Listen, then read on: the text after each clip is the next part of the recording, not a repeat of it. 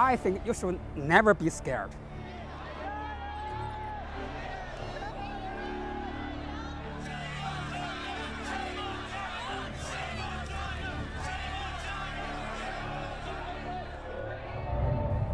Even if China is stronger, China will give you only good.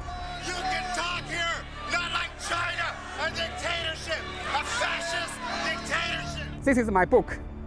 This is called, in Chinese, 美国经济, in English, American economy. We fail to appreciate history. We fail to think. And it's cost us fiercely in that today the United States is in deep decline. The problem with GM is not caused by Toyota or Hyundai Kia.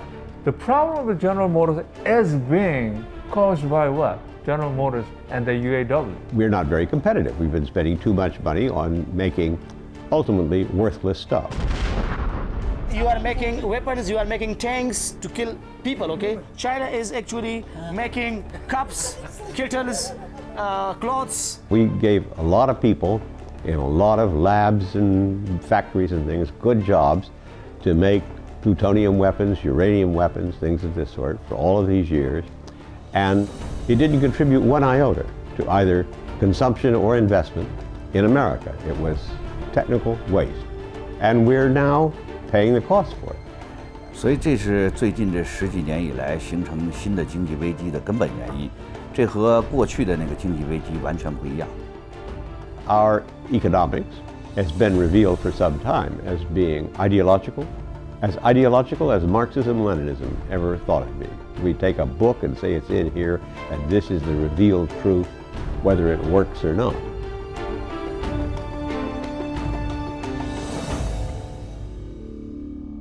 现在经济危机了，大家都要工作了，这个时候大家开始注意这个问题了。Different. China is a very promising country. I'm sure in 20 years we'll catch up with USA.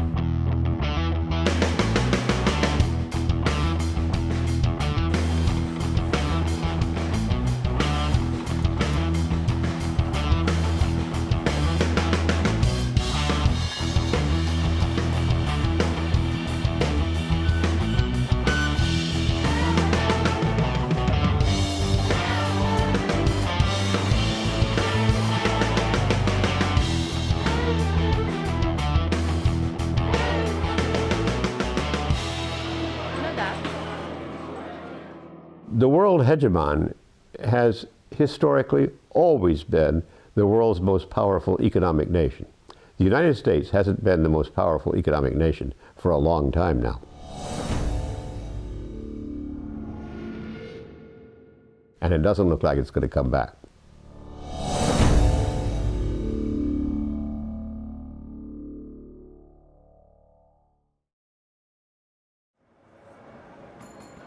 The decline of the United States as the world hegemon is a necessary condition in order for China to take over that role.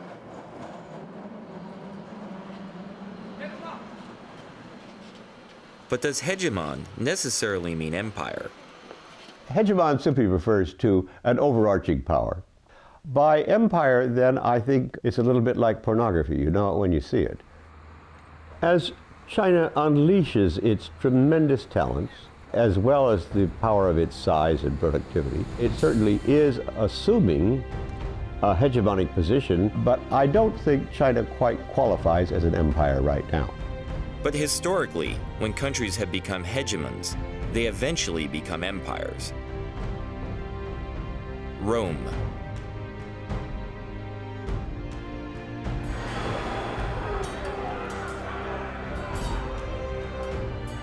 Britain.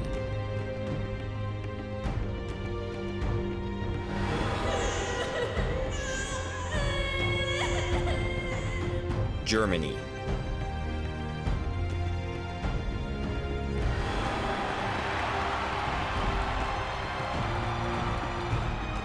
Japan.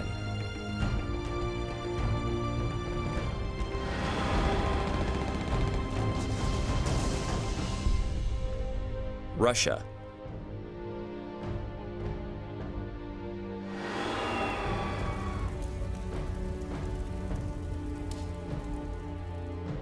And let's not forget the United States.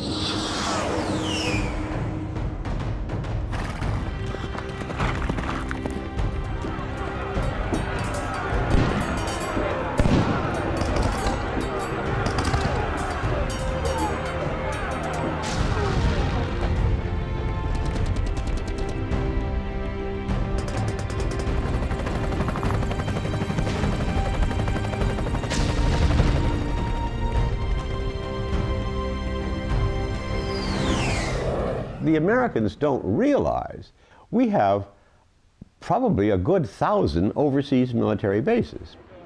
China doesn't yet have this military capability. But what happens when it becomes the world's #1 economy? Will hegemony lead it to become the world's next empire? Or does it provide a much-needed balance to American militarism? Should we be afraid?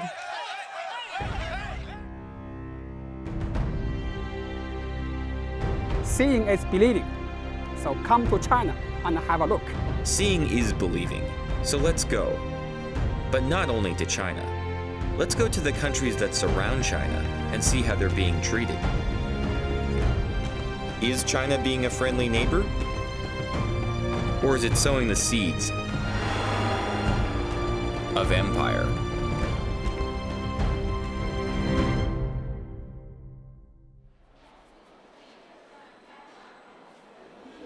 China already uses its neighbors to play big country politics. Busan, South Korea. One of the world's major shipping ports, and evidence of the successful industrialization of South Korea, whose living standards now rival those of the United States. The US considers South Korea a key ally in East Asia, and it hopes that China will help to resolve the growing nuclear threat posed by neighboring North Korea. Like much US policy, it misunderstands Chinese interests.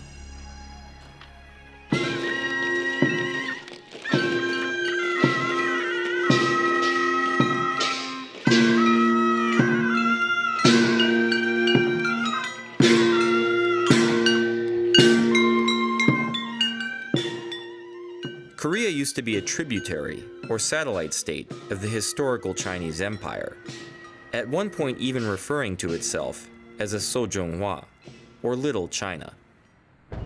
It was split in two during the 1950 to 1953 Korean Civil War, with the reclusive Communist North allying itself with Russia and China. Meanwhile, the South chose developmental capitalism and relied heavily on the vast consumer markets of the United States to propel its rapid industrialization through export-driven growth. Seoul. The nation's capital has a little more than a quarter of the country's population of 48 million.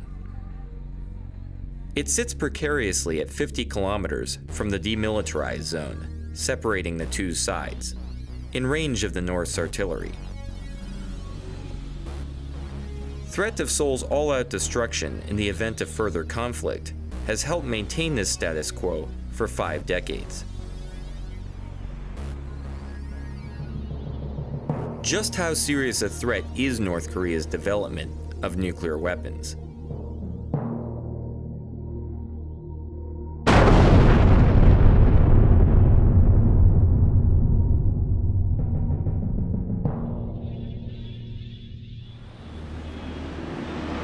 In order for a country to become a full-fledged nuclear weapons state, the country should satisfy 4 conditions. The first condition is the possession of nuclear warhead. Yes, North Korea has acquired nuclear warhead. Second, it should have delivery capability. North Korea has a delivery capability. It has intermediate-range ballistic missile, Nodong-1 and Nodong-2. It has a short-range missiles such as Scud-B and C. Third, nuclear testing. But there is a debate on whether it was successful or not. And finally, in order to mount that warhead on the short and medium-range missiles, North Korea should possess miniaturization technology. But we believe that North Korea is short of acquiring that miniaturization technology. in view of that, we can argue that North Korea is a very dangerous country with potential nuclear weapons capability, but we cannot regard North Korea as de facto a full-fledged nuclear weapons state. I don't find the Korean situation unstable. I've never felt that there was a threat from North Korea. I've never thought for a minute there was a single North Korean that was even slightly suicidal.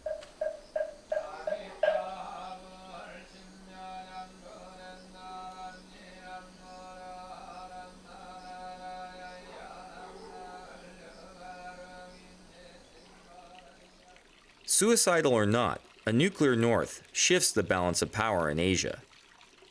Why doesn't China use its growing strength to help US-backed efforts to disarm North Korea?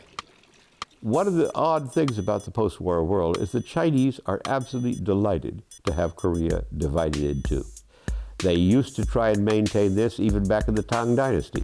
Korea was often structurally divided into different kingdoms with different support from the Chinese because it led to structural weakness, inability to stand up to a Chinese domination. Their policy is to prevent war and prevent the unification of Korea. 那个北韩啊，是中国政府手中的一张重要的牌。我们都知道，马菲亚的教父都会衣冠楚楚的，假装正人君子一样。那他需要出去扔炸弹，需要动刀子，需要开枪的时候用谁呀？他需要一个马仔。所以实际上，你看这些年来，北朝鲜扮演的就是这样一个角色。Initially, when let's say, let's go back to the January and February 2003, what the Bush administration wanted was, press China in such a way that China would impose sanctions on North Korea. China didn't want it. If you're going to work on Korean nuclear issues, you have to understand the Chinese context, and the fact that South Korea is rich is fine. But if Korea were unified and this rich, it would be the size of former West Germany. That's getting to be a little too big for Chinese comfort.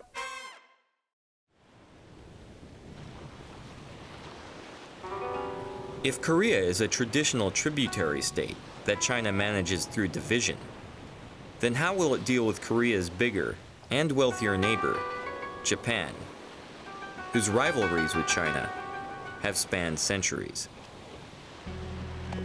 The answer depends not only on the intentions of the Chinese government, but also on the attitudes of the Chinese people. Like Korea, Japan has traditionally been a part of the Chinese cultural area. But it has also been fiercely rebellious. After Japan became the first Asian nation to industrialize, it used its newfound strength to create a modern empire and subjugate its Asian neighbors.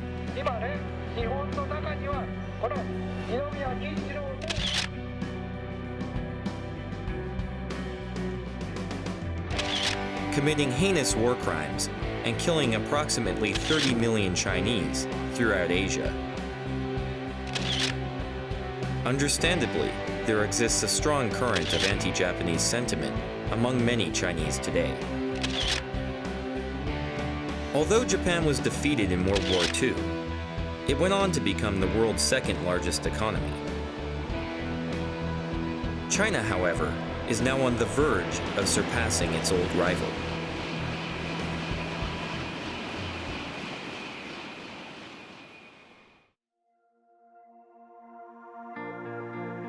To many, both inside China and out, the 2008 Beijing Olympics were a symbol of China's rebirth as Asia's preeminent power.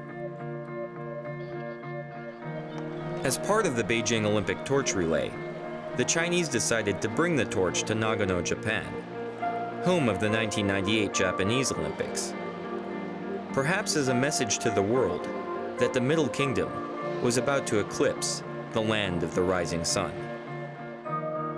Along with this message came a tremendous display of nationalism in the form of thousands of young Chinese. Many received encouragement and even financial support for their travels to Nagano from various Chinese consulates throughout Japan.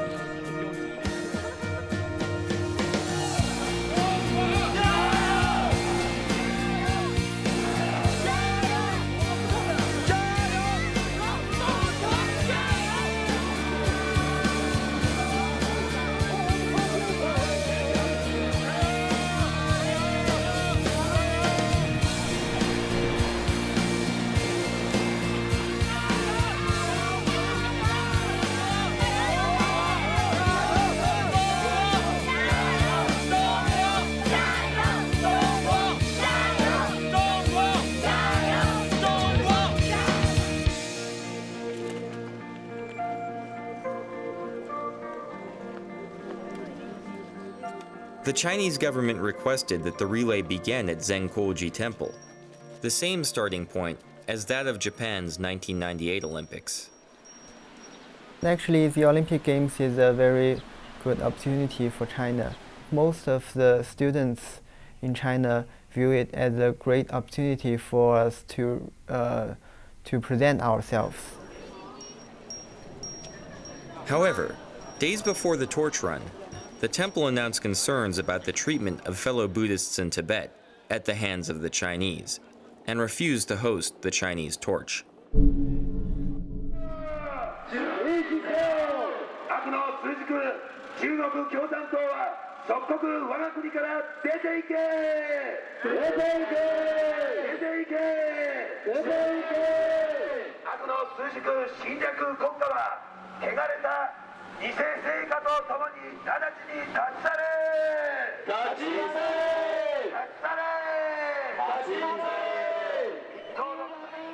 The event attracted a large number of loosely associated protesters who took the torch relay as an opportunity to voice grievances against China.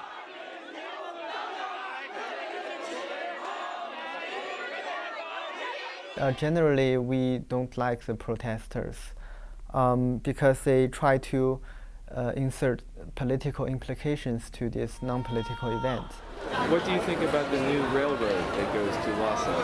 Railroad is good. However, most important is how to use. So, so that should be used for Tibet people, not for only China.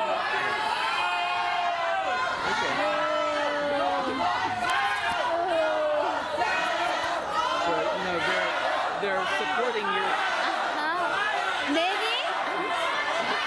I'm okay with it.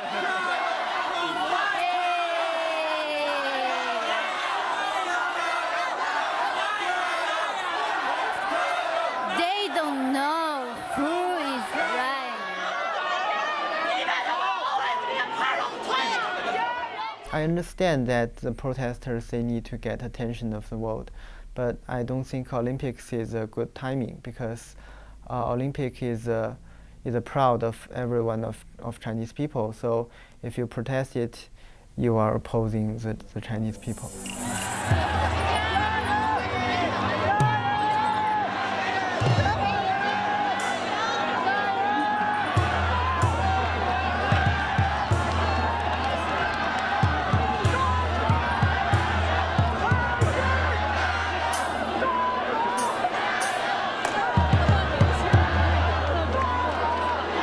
Beyond being a window on Chinese nationalism, the Nagano torch relay provided a glimpse into the situation of some of China's various ethnic minorities, and begged the question, is China really the unified multi-ethnic nation that it portrays?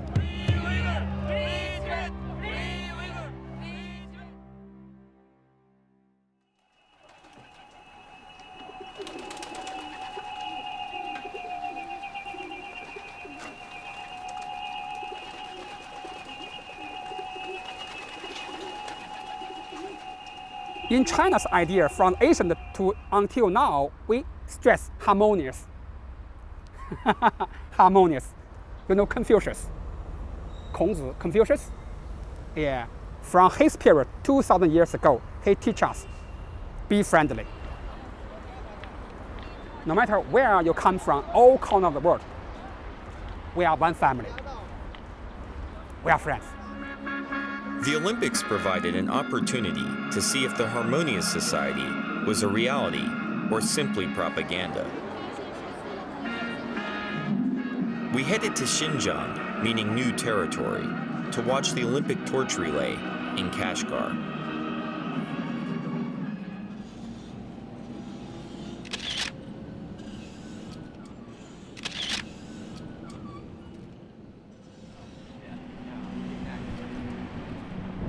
Inside Kashgar city, preparations for the torch relay were underway. In a show of ethnic solidarity for the Olympics, the authorities were preparing a large group of minority children, mostly Uyghurs, to come out and show support for the torch on the day of the run.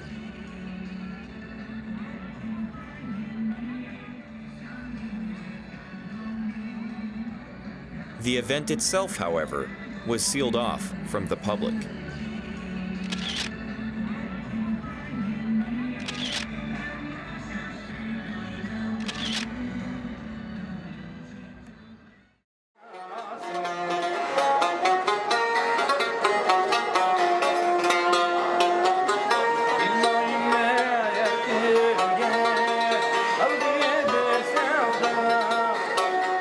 We were struck by just how different Xinjiang was from eastern China. And we wanted to know more. Specifically, just who were the Uyghurs? Well, to begin with, they're Central Asians of Turkic origin, and they're Muslim.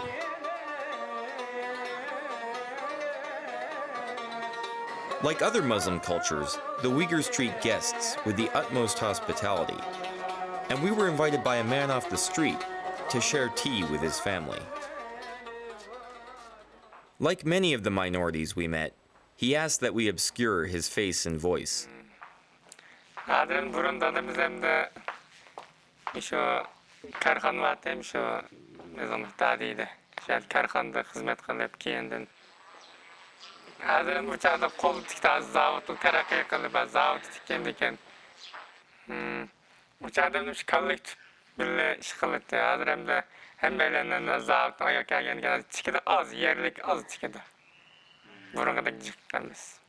Kendi şundan tedriciyen de dehacılıkın ticaretçilen şundan 20 yıl oldu açtı.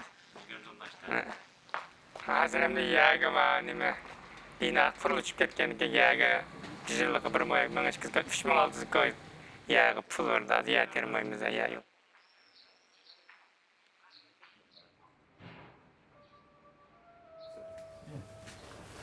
Can we ask him what he thinks about Iraq war? No, we can't. Sorry about the policy. Okay.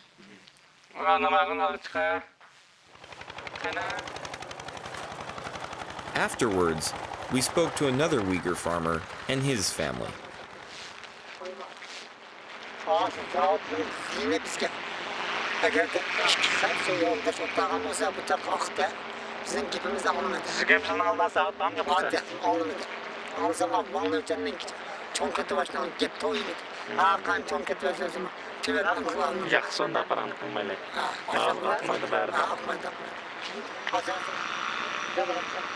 What was that? What did he say? He's saying about the little situations, about that cement factory, Kashgar cement factory, about a little bad for the farming. Yeah. And cement factories are known for being protected. We knew we hadn't gotten the whole story, but our guide wouldn't give us any more details on what had been said. Although Uyghurs are by far the largest ethnic group in Xinjiang, there are a number of smaller ones. We spoke to a Uyghur-speaking ethnic Tajik at his home.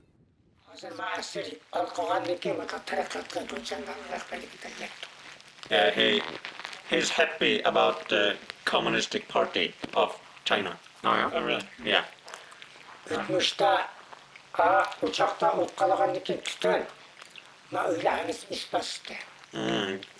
the past, they make a fire in the oven in the house. Mm-hmm.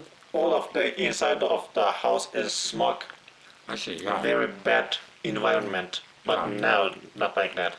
Because he has a new house? Yes. But so what is the relationship to the Communist Party? Partiyanın rəhbərliyi də məsələn. Siz partiyanın rəhbərliyi üçün qanda qarayısınız həm də? Partiyanın rəhbərliyi bunda partiya tap qılınmaydı.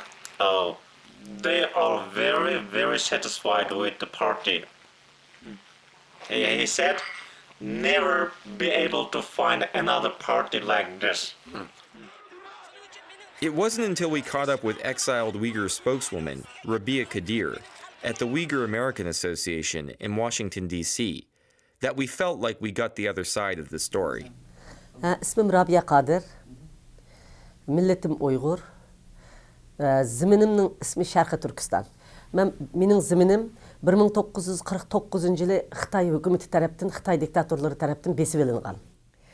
Endi Xitay hükümeti bizden besip algandan keyin Şarkı Türkistan'a hazırki ismi endi Xinjiang Uyghur Abdunum Rayon degan nam berildi. Biroq bu Xinjiang degan ism asli 200 yılның aldida Manjula besip algan vaqtida qo'yilgan ism. Bu yeni yer degan ism. Xitay hükümeti biz sizlarni azatlıqqa chiqardik, Manjulardan azatlıqqa chiqardik, militaristlardan azatlıqqa chiqardik. Sizlarni eng baxtli qilamiz, biz sizlarga yordam qilamiz. Sizlar shundaq san'atkor, pokiz, go'zal millatkansizlar, shundaq xo'shal qilamiz deb shunchalik va'dalarni bergandi. Lekin u bergan siyosatlari faqat qog'oz yuzida qilib, Xitoy butunlay o'zgacha shu Abdunum Rayon degan ism bilan qolib qoldik va bergan siyosatlarini yolg'on qilib uning aksinchisiga ijro qildi. Do many Tajiks here go to Tajikistan? Merdagi ko'plagan Tajiklar Tajikistan bora olamda? Yo'q. No, they don't.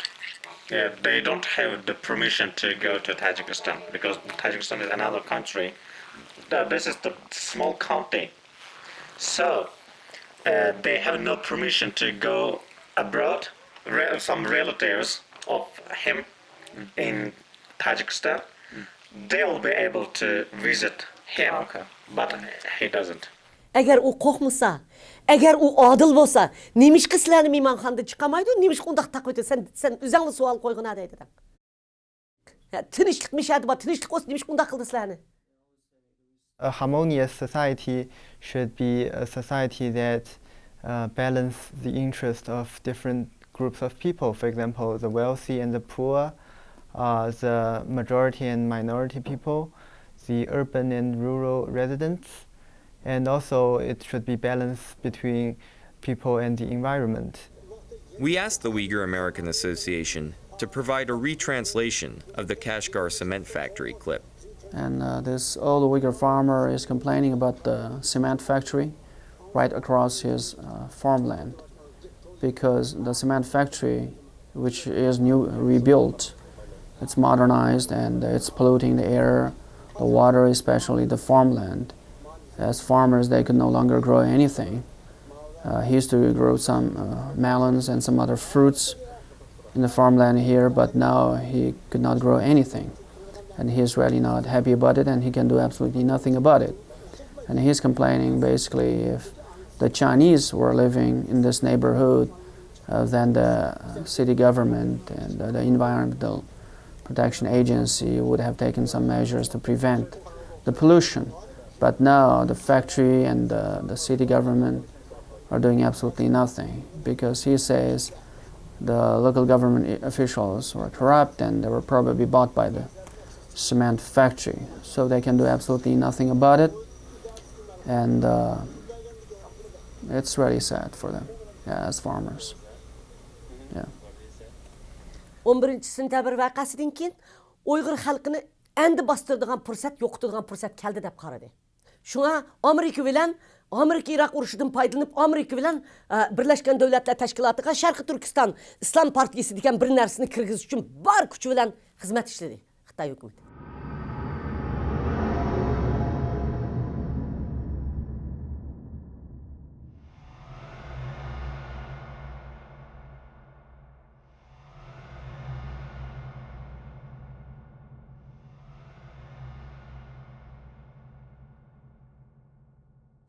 O maqsadını amalga oshirdi.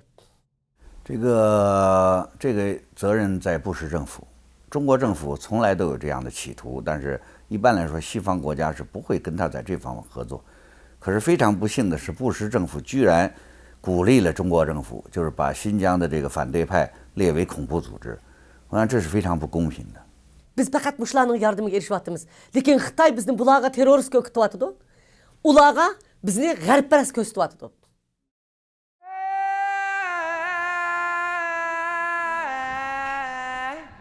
But couldn't the Uyghurs reach out for help from their close Muslim neighbors, the Pakistanis? İkincisiga ular azaldan bizni har qanday vaqtda tutib beradi. Bizga ular hech qaysi rahim qilgan emas. Uningdagi sen Pokistonda sen jungo puhrasi deb qaradi deydi. Xitayning puhrasi deb qara deydi. O çünkü jungo sızıp koygan sızıp bağınıgan qosaqlı baqıdığan ulardı vicdanlı iş qıldı deydi. Ular aş Xitaydan alıdığan menfaatga bizni hatta pulga satıdı. Wait a minute. Pakistan gets favors from China? We were confused. We thought Pakistan was supposed to be a key US ally, not China's. It's also a predominantly Muslim country, so at the very least, wouldn't its people sympathize with the situation of the Uyghurs in China?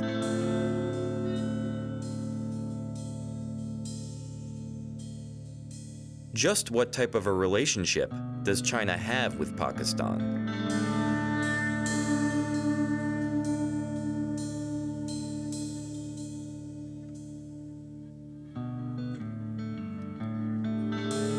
We decided a visit to Pakistan was in order.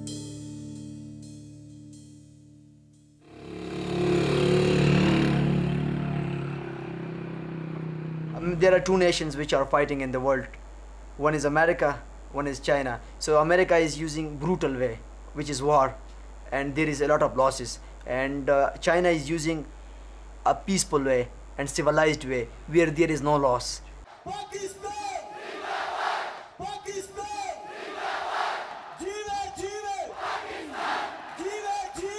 They don't interfere, okay, in other country.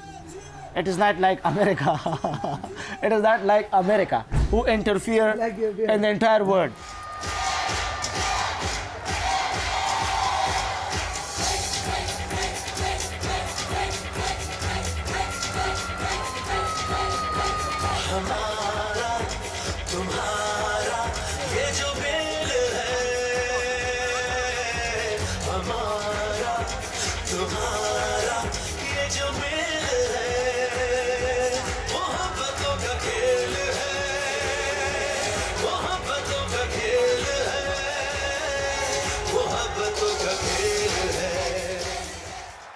The United States is one of the largest donors of foreign aid to Pakistan.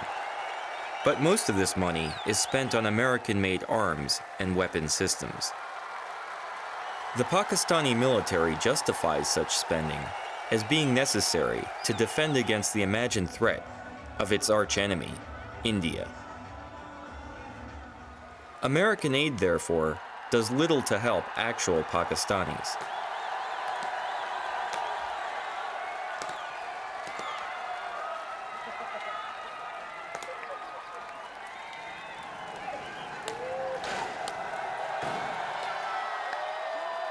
Fortunately for the Pakistanis, there are other nations that have undertaken development projects that have contributed greatly to the infrastructure and quality of life in Pakistan. China has been our friend for the last 50 years. If Pakistan had any problem in the past, China came and it solved the problem of Pakistan. The Karakoram Highway is the highest international roadway in the world. It runs over 800 miles from Kashgar in western China to Islamabad, Pakistan. The KKH is a joint venture between China and Pakistan that provides a vital link between the two countries. A quiet graveyard just off the highway commemorates the 82 Chinese workers who lost their lives in Pakistan during the 20 years it took to complete the construction of the KKH. The Karakoram Highway would not exist today were it not for the funding, hard work, and sacrifice of the Chinese. Before the construction of KKH, the people of northern areas led a very poor life. After construction of KKH, we experienced different sort of changes, culturally, economically, socially, and politically even.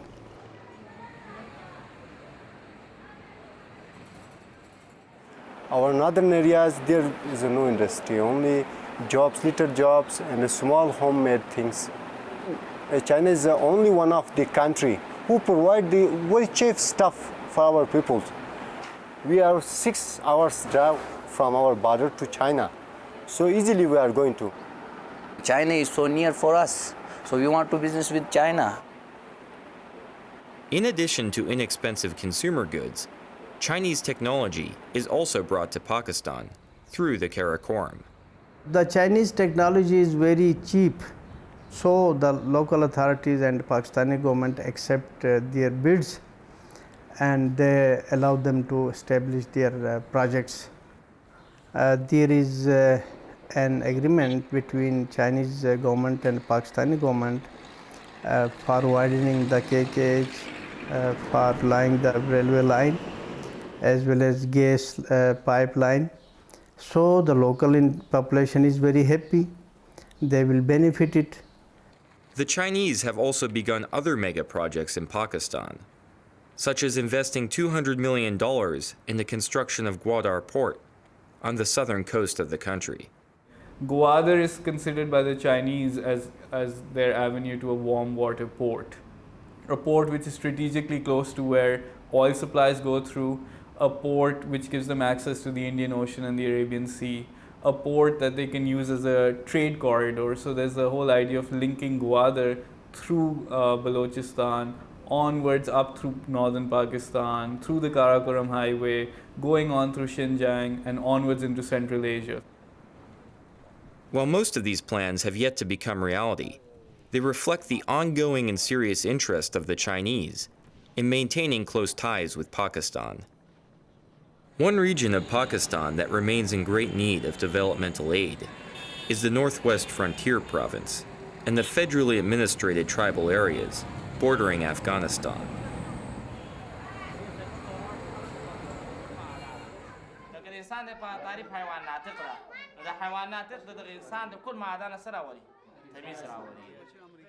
This region is infamous as a center of the Pakistani Taliban.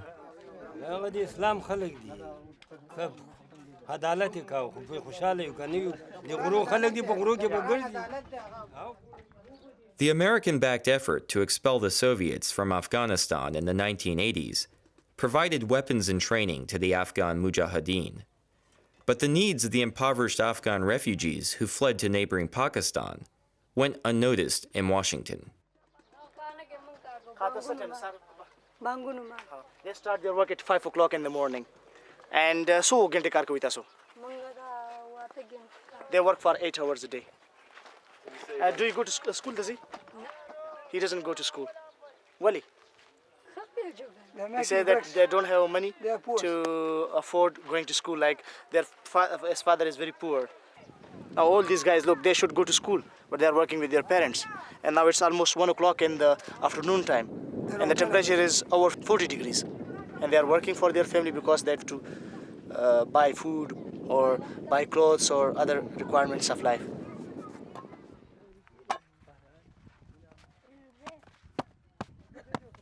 Those who cannot afford to attend public schools find that their only opportunity for an education lies in the Islamic madrasas. The madrasas provide a free education and books, room and board to the students.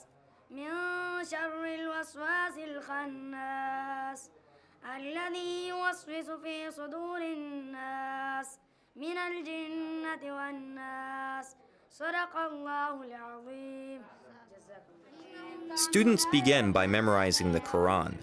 Once they have done this, they study other subjects like history, logic, philosophy, and the hadiths, or sayings and deeds of the Prophet Muhammad.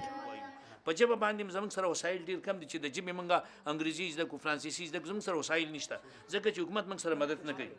government doesn't help us. The government doesn't support us. The government doesn't fund us. If the government provide us fund, then we will start engineering subjects or science, medical subjects or other subjects or computer subjects. If I'm helpless, so I have to take the hand of someone, okay, so that he can help me and fight for me. And if we have one side China and one side America, so we will be in the favor of China. We will support China. We will work for China.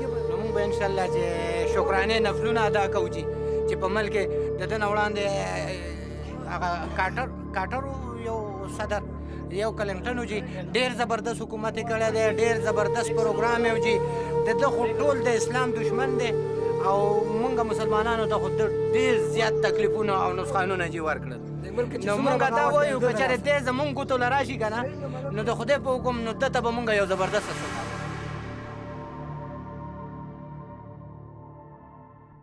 There was a party among the Pakistani generals when they were chasing glasses of wine, and they said to each other, they hoped very soon they will send American naked ass from Afghanistan.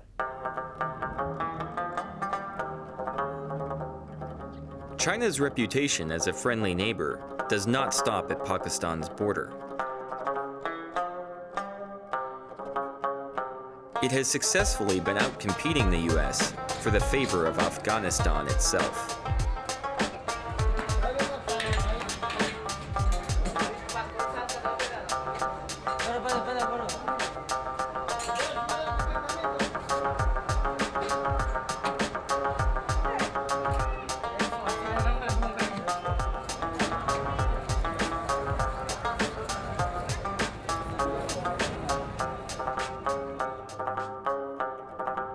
After nearly 30 years of war, abandoned artillery litter the landscape of Afghanistan like tombstones marking the graveyard of empires.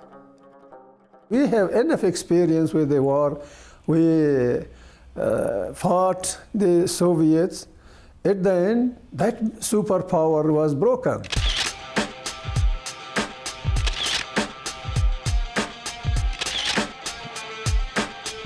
Despite billions being spent on so-called aid and development, the country has become increasingly dependent on opium production, with many blaming corruption and even NATO forces for the country's inability to move forward. America wants to solve everything by the gun. Gun does not bring solution. Gun increases the problems. Like in Pakistan, the Chinese have stepped in to fill the developmental void left by the United States. Right now, in this reconstruction period in Afghanistan, Chinese, they are holding some construction company they have built. They are busy in some road construction. They are not even telling our government who should be a minister, who should be a governor. All they are saying that they want to see a developed and prosperous Afghanistan. However, like its Western peers, China's interest in Afghanistan is not purely humanitarian. Rich in mineral resources, Afghanistan remains an undeveloped source of raw materials in a world in which they are increasingly scarce. It is Afghanistan's copper that interests China. The metal is used in all aspects of modern life, including coinage, jewelry, housing, transportation, electronics, and medicine. Afghanistan's untapped Aynak copper deposit in Logar province is said to be one of the world's largest, valued at almost $90 billion. ولایت لوگر در 30 کیلومتری جنوب شرق شهر کابل قرار دارد و این ساحه معدنی که شامل بلاک تکتونیکی کابل هست. در اینجا 3 معدن بزرگ وجود دارد که عبارت از معدن عینک، معدن دربند و معدن جوهر. البته معدن مثل عینک بزرگترین از این معدن است و این ساحه. The China Metallurgical Group has bought a 30-year lease for $3 billion, the largest foreign investment in Afghanistan's history. The royalties alone will cover almost half of the Afghan government's annual budget.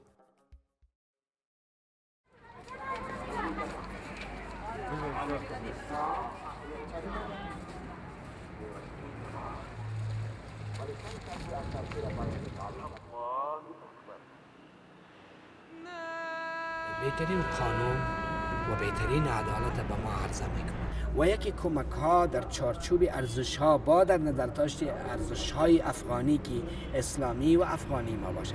یک کسی با ما کمک بکند از یک طرف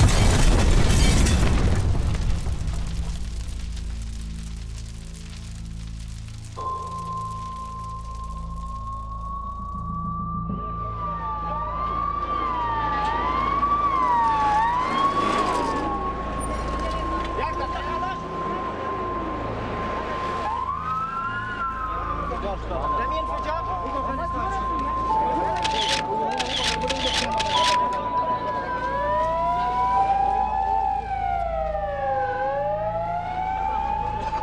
July 7th, 2008, the Indian embassy in Kabul fell victim to a suicide bomber. Many, including the government of the United States, believe the attack was carried out in concert with the ISI, or Pakistani Intelligence Service, as an act of terror against India. When I come out from the shop, I see a lot of people was running outside the shop. A person was injured in his head. He was full of blood. Lots of people was running in front of the hospital. So the ambulances came, the police's security is surrounded by the embassy, and they was not allowing any people.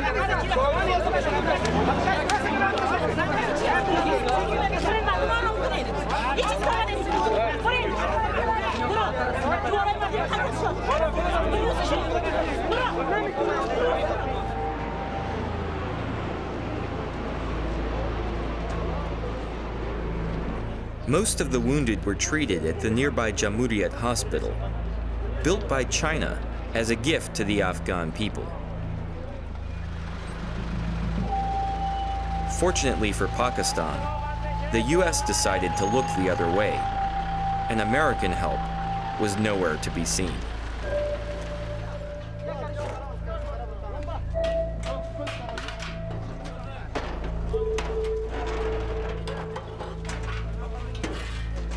Will China show the same level of tacit approval? Or will it chide its Pakistani friends for sponsoring an unprovoked attack against Afghanistan and India?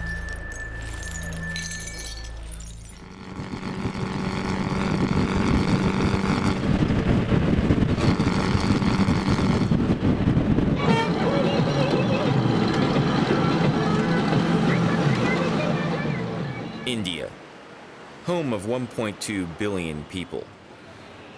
In 20 years, it will have a bigger population than China. Its economy continues to grow year after year, and it's the world's largest democracy. Could India provide a cultural and strategic counterbalance to China? One of the main balancing forces in the emerging world of Asia, South and East Asia, is going to be India and China, that neither is going to feel comfortable with one achieving a position of superiority, least of all any claims to hegemony. I would assume Asia is a target for the Chinese.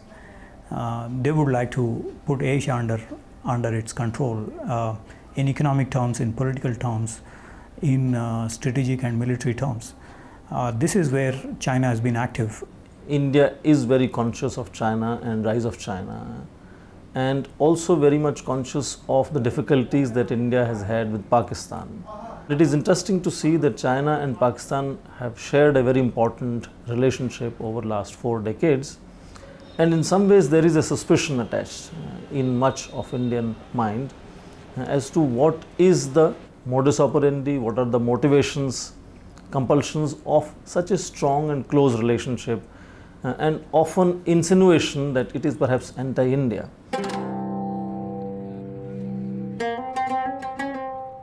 And perhaps that's the real reason why China is so friendly to Pakistan.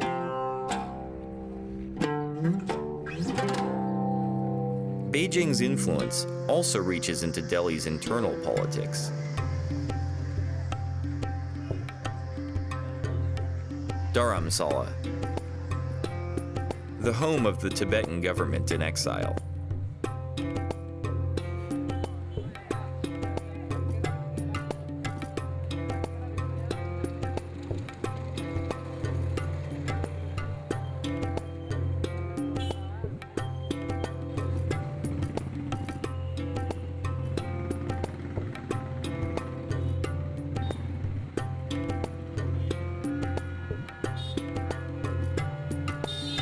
After the Chinese took control of Tibet in 1959, the Dalai Lama and his government fled.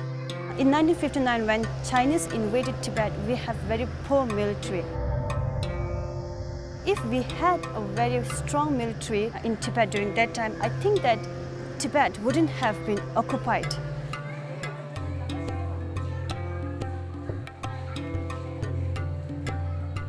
Although the US and the UN were actively trying to prevent the spread of communism, they did not help the Tibetans. India did, and an enraged China made them pay a bloody price, culminating in the 1962 Sino-Indian War. After Dalai Lama walked into India, the overall China-India relations deteriorated completely.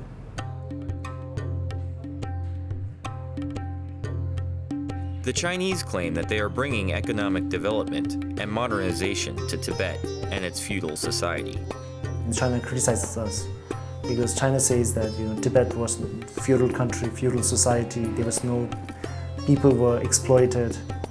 And of course, everyone, for us, we agree that Tibet was not a perfect society.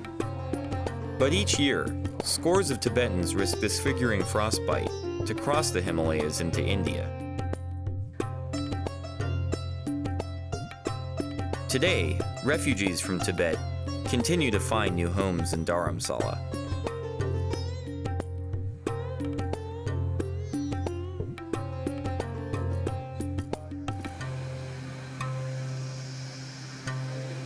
So why do so many of them come here?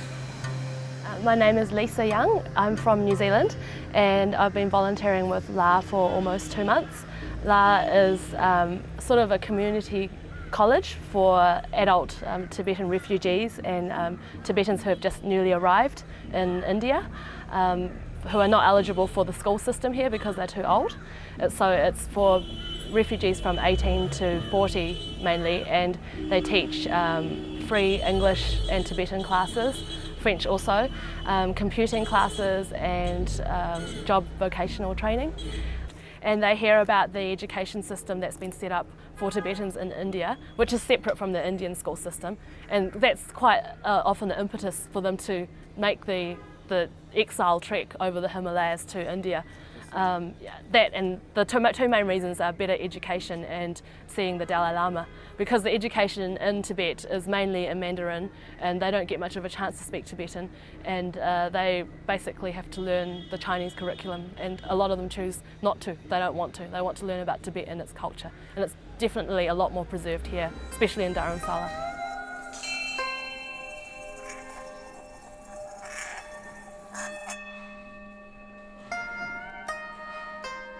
Many Tibetans feel that their ancient culture is being systematically erased by the Han Chinese.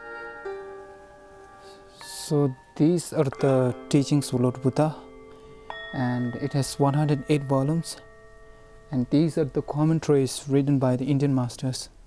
It has 225 volumes.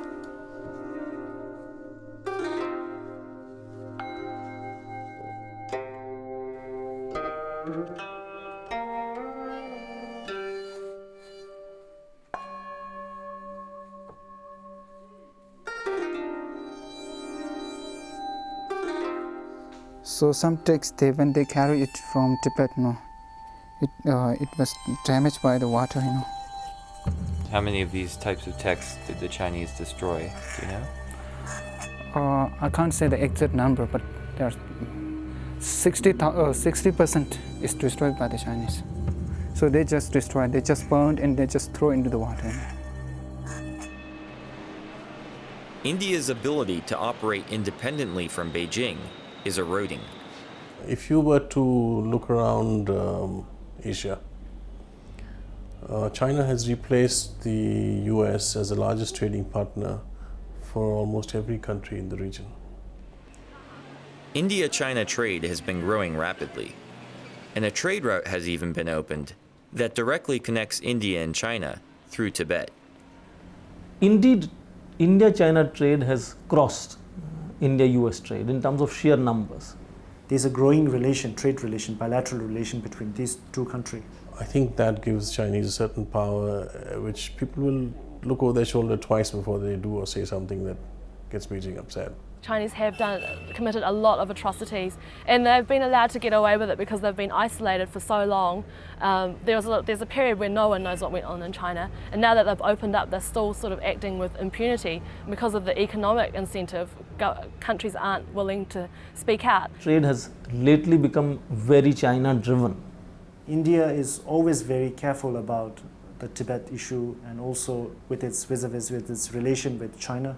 I think it's a tightrope that New Delhi has to walk between its increasingly closer relations with Beijing and also keeping Tibetan refugees population satisfied as much as we can.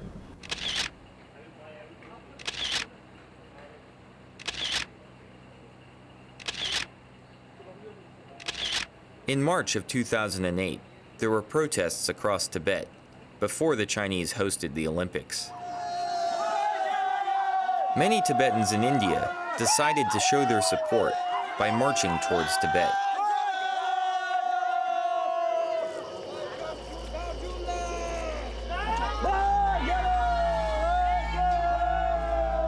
When we led this march, we walked for nearly 4 months.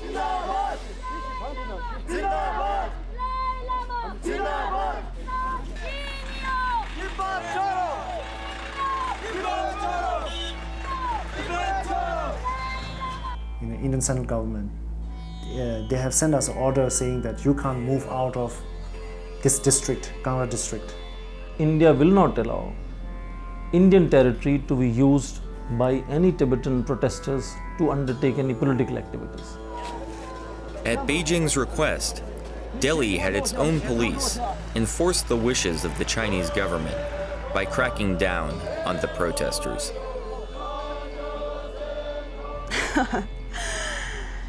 Yeah, China is very clever, and it can use any country for their own benefit at any point of time. So when we were reaching the district border, very early morning the police stopped us. So from our side, because we were trained, what we did was we sat down on the road in the middle of the road, and we started praying. And some people were crying, and we all got locked ourselves. We started praying, and that made it impossible for them to get angry. And they have their own responsibility, they have their duty to perform. They have to arrest us.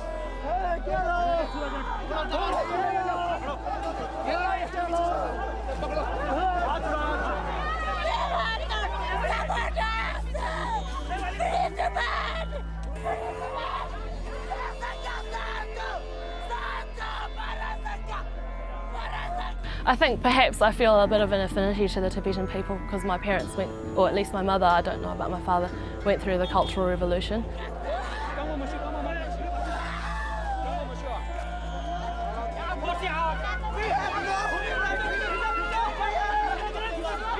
It's just weighing on me a little bit because everyone thinks I'm Tibetan when I'm here, which is lovely because I've really grown to love the Tibetan people.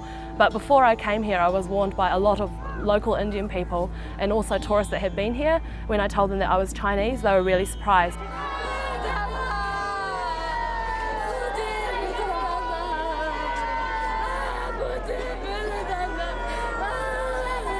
Some people were actually saying quite extreme things, like people might think I was a spy from China, and that people would react negatively here. They would get angry with me, and if I'm not angry, then they would be staring at me and they'd make my stay here very uncomfortable.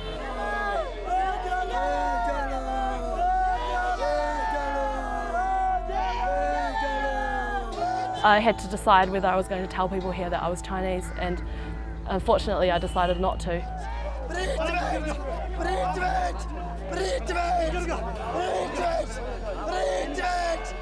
And I think that was a mistake because I think they would have accepted me fine. Like they've got friends in Tibet that are Chinese, and they're very open and welcoming of Chinese people because that's what the Dalai Lama teaches them, to show compassion to everyone, your enemies and your friends.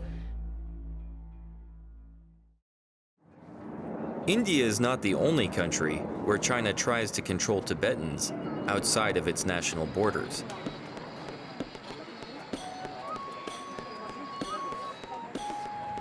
Nepal is home to 28 million people.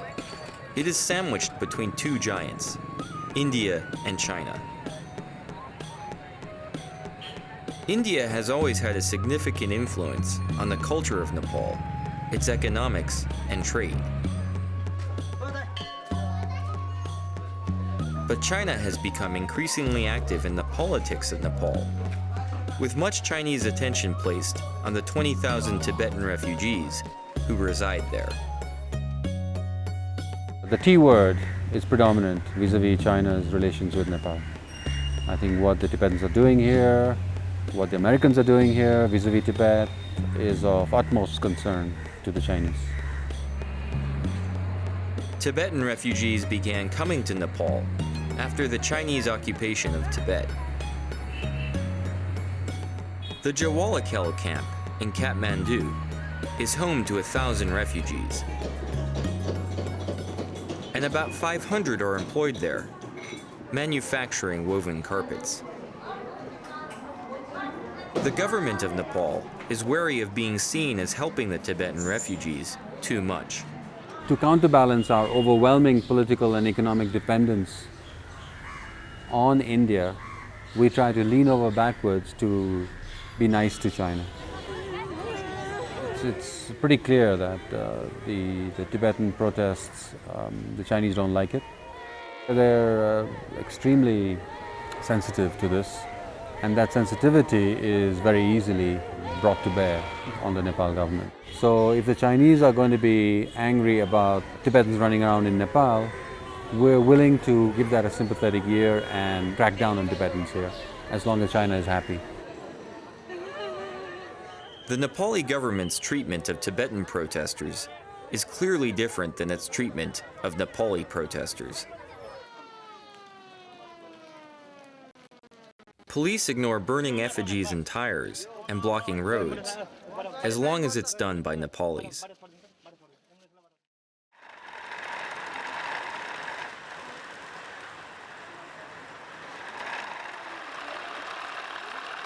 Although the treatment of Tibetan refugees in Nepal may seem similar on the surface to their treatment in India, the mechanism behind it is far different. For 10 years, a bloody civil war raged across Nepal as Maoist rebels took up arms against the king, and the Maoists gained popular support. After the king was forced out of power in 2008, the Maoists were elected to run the new government. The party's name is a clear tribute to China's Chairman Mao. 实际上，他们不但是从意识形态上是毛泽东的那派别，而且他们一直在那个财政上和武器装备上都得到中国政府支持。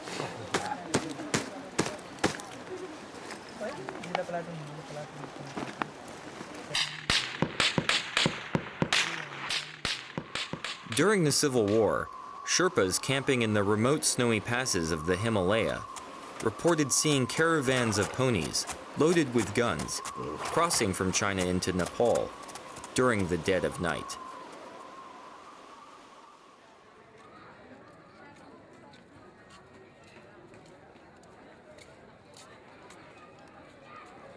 Our party's policy, the international policy, is equidistance relation, not more close to the India, not more close to China. India has historically been the major influence on life in Nepal. So in practice, a policy of equidistance will require Nepal to realign its interests more closely to China's. While the Maoists claim to have brought democracy to Nepal, in reality, their behavior is consistent with that of their namesake.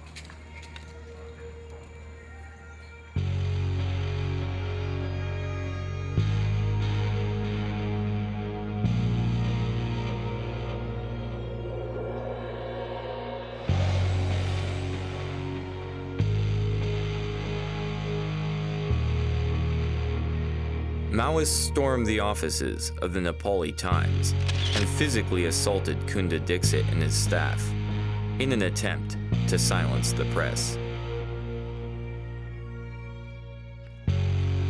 China was able to benefit from the Maoists' willingness to destroy the freedoms of expression in Nepal. In response to pressure from China, Nepal agreed to ban all anti-China activity on its soil.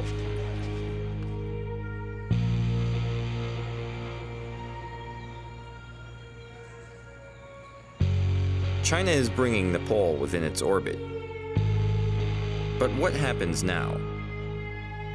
Once China controls a territory, what's in store for its future? Let's take a look at Hong Kong.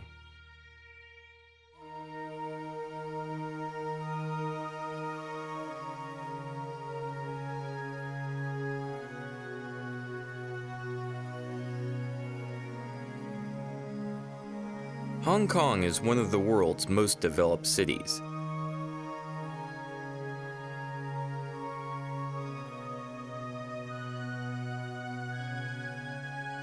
An icon of Asia. The Pearl of the East.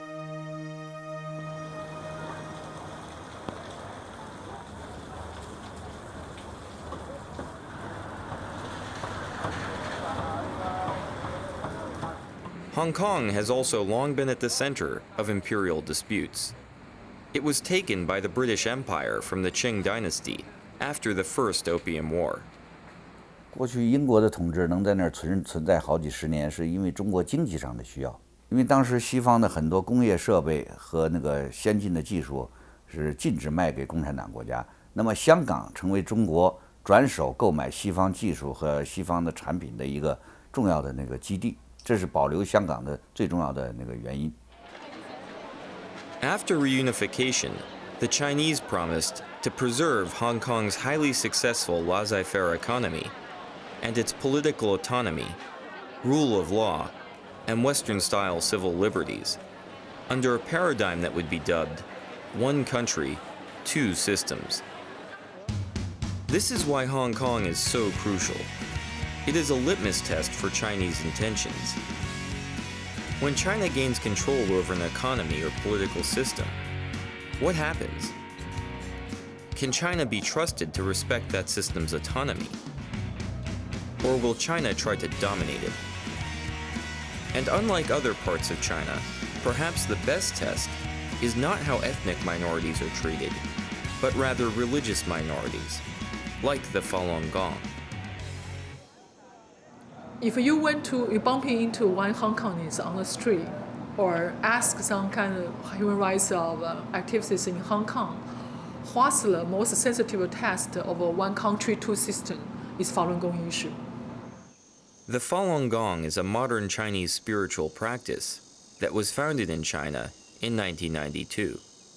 So this is a spiritual practice that has its deep roots in school of the Taoism or the Buddhism.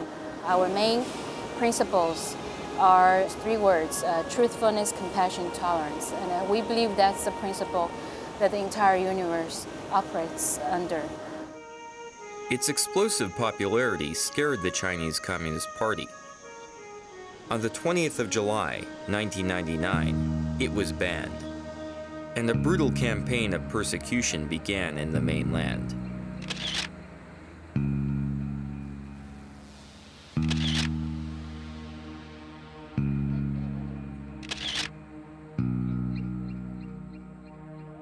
Falun Gong practitioners sought refuge all over the world, including Taiwan, Japan, the US, and even Hong Kong.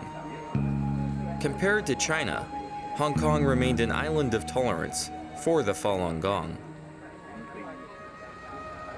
Even today, as busloads of tourists from the mainland come to visit Hong Kong and take in the view from Victoria Peak, Falun Gong practitioners are free, under Hong Kong's constitution, to peacefully demonstrate in support of their beliefs, including displays about human rights violations by the Chinese government. On the surface, it would appear that one country, two systems is working? Or is it? One of the issues raised when you introduce Hong Kong is whether or not the Chinese idea of one country, two systems is stable. I don't think so. Under Beijing's pressure, the Hong Kong government routinely violates its own constitution by refusing entry to Falun Gong practitioners who try to visit the territory. Every country have immigration control. They are entitled to refuse someone, no problem. But racial and religious discrimination cannot be a reason of refusing people to enter. So when we talk about one country, two systems, it's like gradually really disappearing. Is one country, two systems starting to become one country, one system?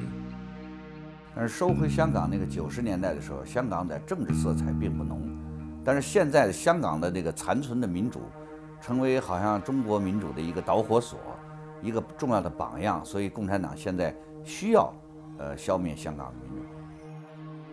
Teresa Chu herself was deported when she attempted to visit. Chinese leader Hu Jintao was visiting there. We have 1,000 Taiwan Falun Gong practitioners, from 6-year-old kid to 80-something aged old lady, were violently repatriated from Hong Kong to Taiwan. They used some kind of black wrap me like this one, from here until below the knees. In detention room, we have no water, no refreshment, no place to rest.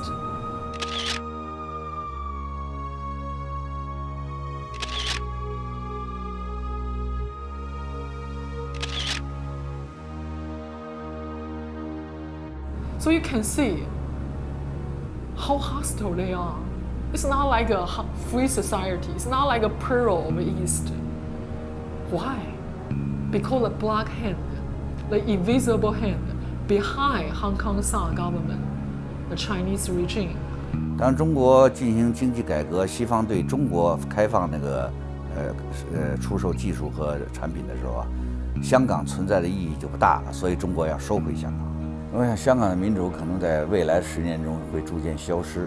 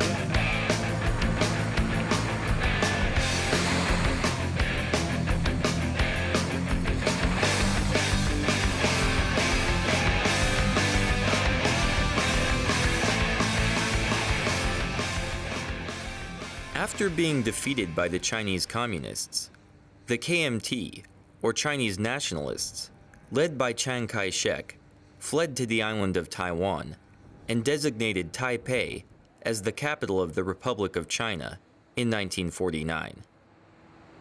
The KMT ruled the island under an oppressive authoritarian regime,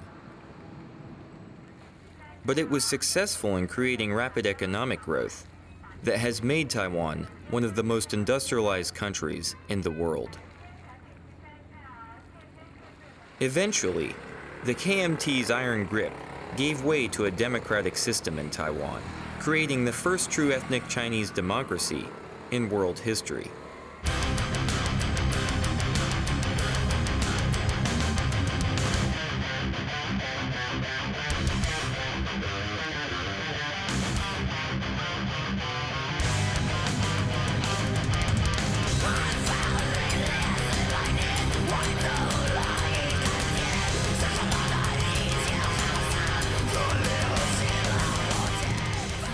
most important thing for each citizen is to be independent. I mean, yourself. So you have to be independent, and then the country be independent. So I think that's the most important thing. I'm not that kind of nationalist independent guy, but I mean I want an independent country with all the independent citizens. Think independently, and do independently, and vote independently. Try to think everything independently. Don't believe in media. So I think the citizens should be smarter and should be try to control the politicians, try to use the politicians as the tools to achieve your ideals.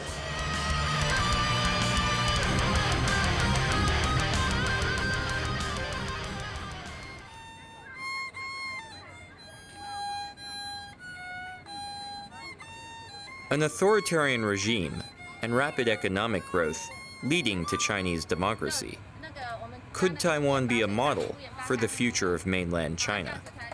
If democracy exists and is established, more is strengthened in this region, I believe it will not just benefit the people in Taiwan, but also benefit surrounding countries, especially China.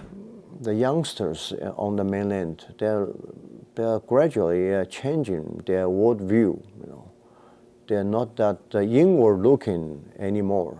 They can see by themselves what's going on in Taiwan, especially in Taiwan's democratic developments. 它是一个和中国大陆的人一样讲同样语言的、同样的种族的这么一个国家，那么它的民主化对于中国老百姓来说是个非常大的刺激。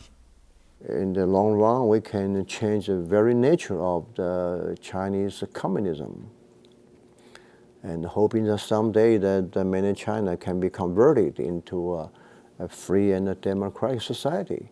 We believe that China is moving to a right direction that develops the economy and improves the quality of life of everyone, and at the same time promote democracy and equality.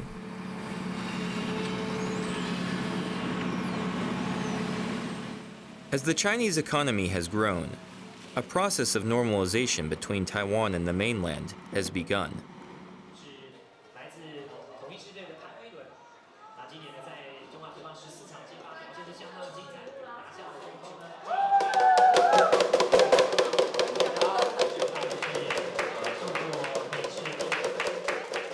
I hope that the mainland and Taiwan could come together to work out a better system and also be more connected. Investment, trade, and political exchange have grown at a rapid pace. This is a very critical moment for us to develop a healthy and better relations with Chinese mainland. But is this ultimately good for Taiwan? Or does economic integration with China pose a threat to Taiwanese democracy? 共产党使用了很多，除了武力的压力以外，还使用了这个金钱的引诱，引诱台湾的商人到大陆去，给他们特殊优惠的政策做生意，让他们赚大钱，回过来头来再来影响台湾的政府。我想这种形式呢，对台湾的民主政权是个巨大的考验。怎样保持自己的民主政权不被共产党吃掉？ They try to create this image that, at least symbolically, that they are a peaceful country, they are rising peacefully, and they wish to deliver this sense of sincere to the world that we are rising economically and politically, but in a way that world stability will be maintained. We need to accept that China become really a big power in the world, but the problem is that what kind of China we want in the future, in the 21st century. Some people are talking about that China may replace the United States in the future, but if this China is an authoritarian China, I don't think it's really a very good thing for the world, for the humanity.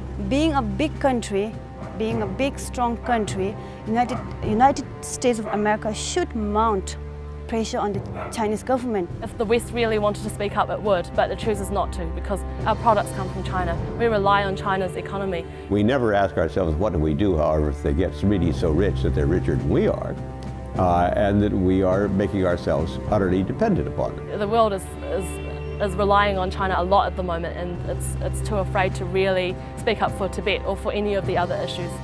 I believe that the international community should continue to talk about the human rights problem, the democracy in China. If not, I believe you are just helping to create a new empire, and I believe it's not good really for the 21st century.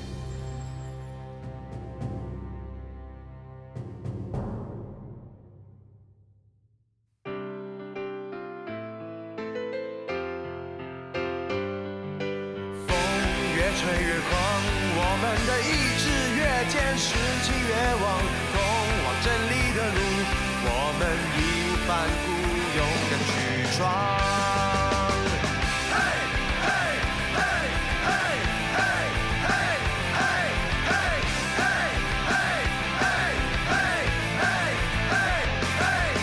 崎岖的路，我们不怕苦，我们只在乎吹起逆风的时候，是否卖力地挥动翅膀？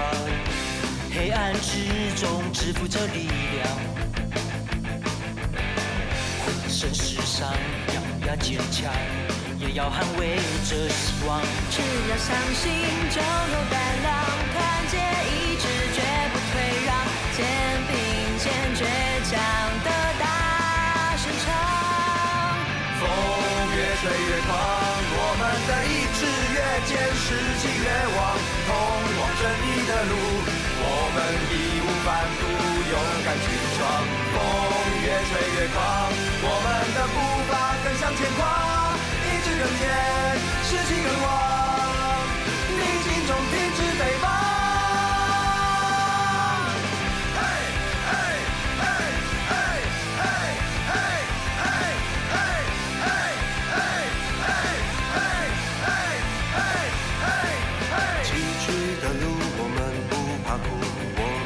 在乎吹起逆风的时候，是否卖力地挥动翅膀？黑暗之中支付着力量，浑身是伤，咬牙坚强，也要捍卫着希望。只要相信，就有胆量，团结一致，绝不退让，肩并肩，倔强的大声唱。越吹越狂，我们的意志越坚，士气越旺，通往胜利的路，我们义无反顾，勇敢去闯。风越吹越狂，我们的步伐更向前跨，意志更坚，士气更旺，逆境中停止北方。